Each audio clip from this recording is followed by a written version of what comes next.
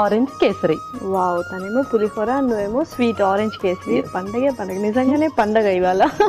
Food festival లాగా అన్నమాట. సరే స్టార్ట్ చేసేద్దామా? ఓకే, ఇంగ్రీడియంట్స్ తెచ్చేస్తాను. ఓకే లాస్ట్ ఇంగ్రీడియంట్స్ తెచ్చేసాను. Okay, so wow, Shravana Shukravaram special అనమాట. అవును. సో ఫేవరెట్ ఇంగ్రీడియంట్స్ అందరికి, అండ్ ఆరెంజ్ ఫ్లేవర్ కూడా అందరికి చాలా ఇష్టం. ఇప్పుడు కేక్స్ వాటన్నిటిలో కూడా యూస్ చేస్తున్నాం. సో పర్ఫెక్ట్ గా ఉన్నాయి. స్టార్ట్ చేసేద్దామా? ఓకే, సో మనం నెయ్యితో చేసుకుంటున్నాము.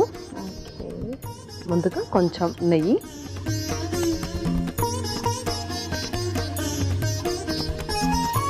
డ్రై ఫ్రూట్స్ రోస్ట్ చేసి పక్కన పెట్టేసుకుందాం.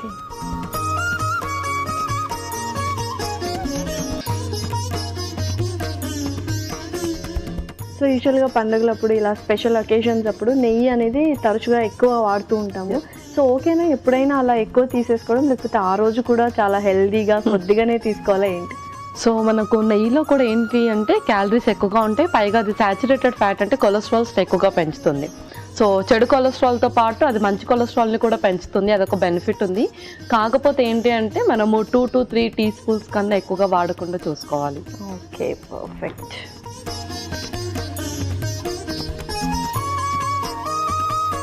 యూజువల్గా శ్రావణ శుక్రవారం చాలా మంది ఏంటంటే ఫాస్టింగ్ చేస్తూ ఉంటారు.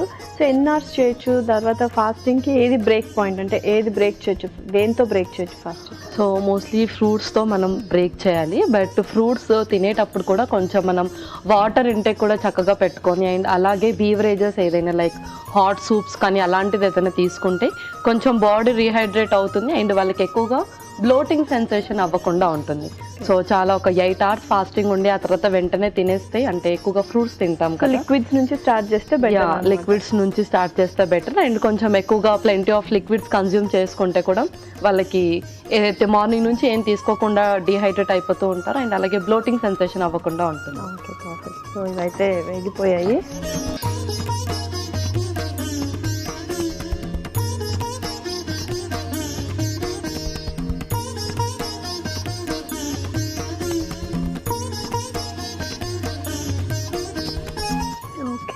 ఓకే, అందులోనే కొంచెం గీ వేసి గోధుమ రవ్వ కూడా వేయించి పెట్టేసుకుందాం. సో గోధుమ రవ్వ నువ్వు కాస్త నానబెట్టి తీసుకొచ్చావు. ఎన్ని అవర్స్ సోక్ చేసావు? ఇది ఒక 3 to 4 hours సోక్ చేయాలి. Okay,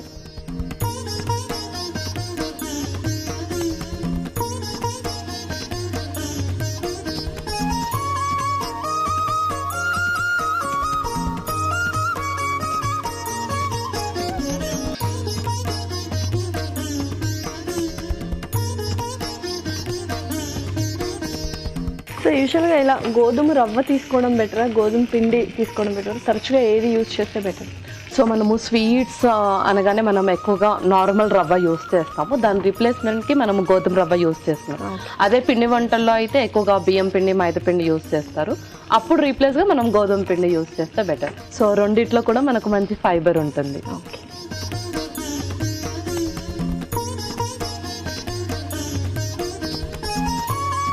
okay. సో అంతే, దీన్ని కూడా సపరేట్గా తీసేస్తా? లేదు, దాంట్లోనే మనం పాలు కూడా వేసేద్దాం.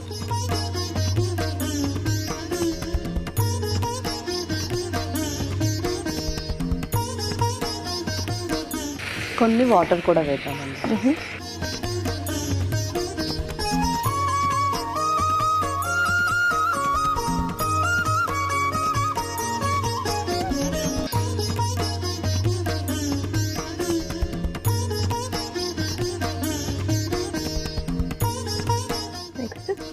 నెక్స్ట్ మనం బ్రౌన్ షుగర్ కూడా యాడ్ చేస్తాం.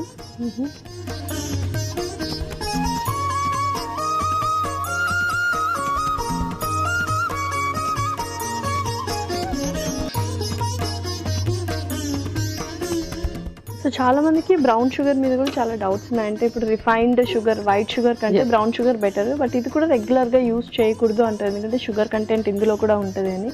సో ఎలా, ఏం చేయాలి మరి? సో ఇదేంటి అంటే ఎవరికైతే షుగర్స్ ఎక్కువగా ఫ్లక్చువేట్ అవుతూ ఉంటాయో, అంటే తిన్న తర్వాత లంచ్ తర్వాత వాళ్ళకి 300-400 క్రాస్ అవుతూ ఉంటాయో, వాళ్ళు షుగర్ కూడా తీసుకోవద్దు అనమాట. ఎందుకంటే వాళ్ళకి ఏ టైప్ ఆఫ్ షుగర్ అయినా లైక్ ఫ్రక్టోజ్ కానీ సక్రోజ్ ఏదైనా సరే షుగర్ని పెంచుతాయి. బట్ ఏంటి అంటే ఆ టైం అండ్ క్వాంటిటీ అనేది చాలా తక్కువగా ఉంటుందన్నమాట. సో ఎవరికైతే చాలా హై ఫ్లక్చువేషన్స్ ఉంటాయో వాళ్ళు తీసుకోకూడదు. నార్మల్గా ఎవరికైతే 200 బిలో ఉంటాయో వాళ్ళు బ్రౌన్ షుగర్ని ఎవ్రీడే 1/2 టీ స్పూన్ తీసుకోవచ్చు. Okay, perfect. సో నెక్స్ట్ ఆ తర్వాత కుంకుమ పువ్వు కూడా.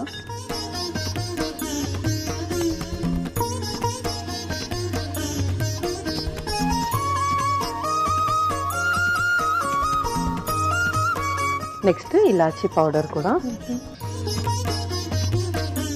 సో ఇలాచీ పౌడర్ అయితే పర్ఫెక్ట్గా కంపల్సరీ వేసుకుంటూ ఉంటాం మనం. ఆ ఫ్లేవర్ అందరికీ నచ్చుతుంది. స్వీట్స్ అంటేనే ఇలాచీ పౌడర్, ఆ ఫ్లేవర్ ఉండాల్సిందే తప్పకుండా. అవును, ఆ అరోమా కూడా వేయగానే తెలుస్తుంది. సో నెక్స్ట్ ఆరెంజ్ జస్ట్ కూడా కొంచెం గ్రేట్ చేసి వేద్దాం ఫ్లేవర్కి.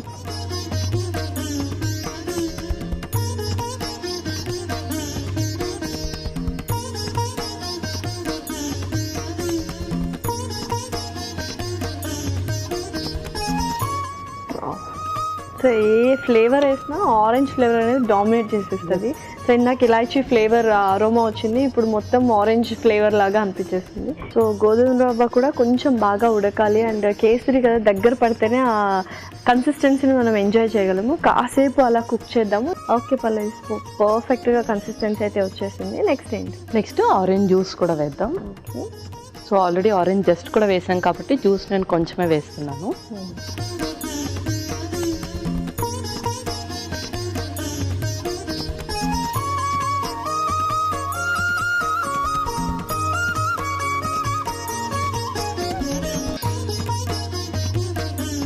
సో యూజువల్గా ఏంటంటే జస్ట్ ఫ్లేవర్ అయితే కొంచెం ఎక్కువగా వచ్చేస్తుంది, అంటే ఘాటు, ఆరెంజ్ ఘాట్ అనేది తెలిసిపోద్ది. ఆరెంజ్ జ్యూస్ కాబట్టి కొంచెం ఎక్కువ క్వాంటిటీ వేయాలి. బట్ ఏదైనా ఒకటి ప్రపోర్షనేట్గా వేస్తే సరిపోతుంది. అవును, పర్ఫెక్ట్. వావ్. సో ఇది ఏ టైంలో తీసుకోవచ్చు? అంటే బ్రేక్ చేయొచ్చు కదా ఫాస్టింగ్, ఆ టైంలో తీసుకోవచ్చు అయితే? యా, ఫాస్టింగ్ బ్రేక్ చేసే టైంలో ఇది చక్కగా తీసుకోవచ్చు. లేదు అంటే ఫాస్టింగ్ లేని వాళ్ళు కొంచెం ఆఫ్టర్నూన్ టైంలో మీల్ అయిపోయాక కొంచెం కన్జ్యూమ్ చేసుకోవచ్చు. Okay, perfect. సో నెక్స్ట్ ఇంకా మనం సర్వ్ చేసేసుకుందాం కొన్ని డ్రై ఫ్రూట్స్ వేసేసి. Okay.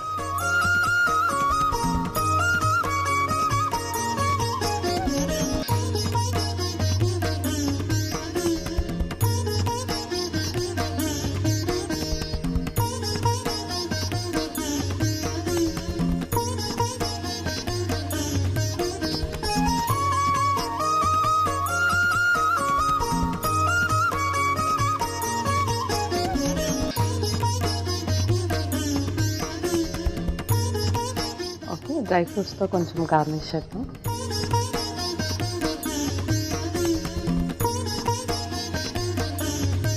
Okay Lasya, orange kesari ready అయిపోయింది. సో యూజువల్గా ఏంటంటే మనము ఎక్కువగా ఉప్మా రవ్వతో చేసుకుంటూ ఉంటాం, బొంబాయి రవ్వ, ఉప్మా రవ్వ అని. సో డిఫరెంట్గా గోధుమ రవ్వతో చేసాము, అండ్ ఆరెంజ్ ఫ్లేవర్ కూడా పర్ఫెక్ట్గా ఉంది.